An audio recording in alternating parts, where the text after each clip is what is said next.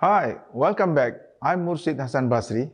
In this video, I'm going to talk about the variability and process stability as the core of statistical process control. First thing first, we knew that the enemy of quality is variations. To beat this enemy, we have to know what it is, why it happens, and how to deal with it. Okay, I think everyone agree that any process must have variations, right? Why? Because there is at least a common or random variation in a process. Common variation is deviation that is inherent in a process. This is due to the random characteristic of factors or elements of a process. If we measure the time needed to go to school from our house, then the duration will vary although we have control of factors such as the same vehicle, the same route, and the same time.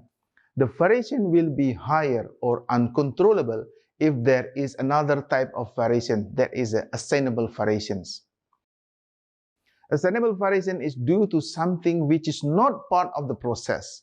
Back to our example, if there is an accident or the flat tire or you go a bit later than usual, then the variations become higher or uncontrollable. What about the traffic jam? Is it a common or assignable variations? If we analyze the process in the morning about 7 o'clock from your house to school every day, then the traffic jam is part of the process. In this case, we consider it is a common variations. But if the traffic jam is longer than usual due to an accident, we call the traffic jam in this case an assignable variations. Actually, why is it an assignable variations? Because there is an accident as the external factor of the process. Okay, understanding common and assignable variation will help us to evaluate any process. Now, we continue with the in control and out of control concept to indicate stability of a process. Process is considered in control if there is only a common variation within the process. Any assignable variation exists in a process will make the process become out of control.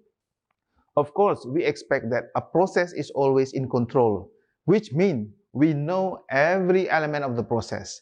Process which is in control is the first step to quality process.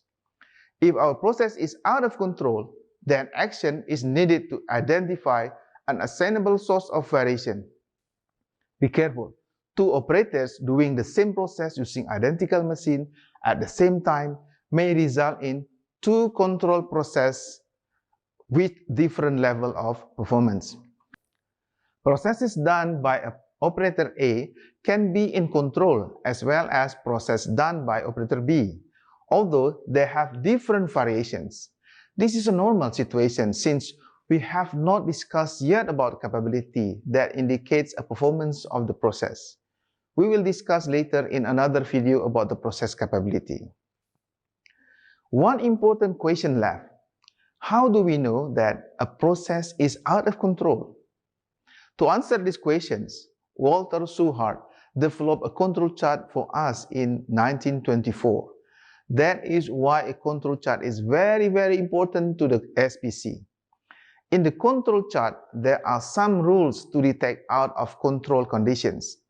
One of the most popular rules is Western Electric rules. There are 4 rules indicating out of control conditions. The first rule is if there is one point of data or sample data outside the control limit, then we conclude the process is out of control. The second rule is 2 out of 3 consecutive data points fall beyond 2 sigma limits. And the third rule is 4 out of 5 consecutive data points fall beyond the 1 sigma limit on the same side of the center line. The fourth, 8 consecutive data points fall on the same side of the center line. Regarding control limit, 2 sigma limit and 1 sigma limit will be explained in another video about the control chart. As a summary, in this video, we have learned what are the source of variations and its consequences to the process stability, and how we evaluate whether a process is in control or out of control. Okay, thank you.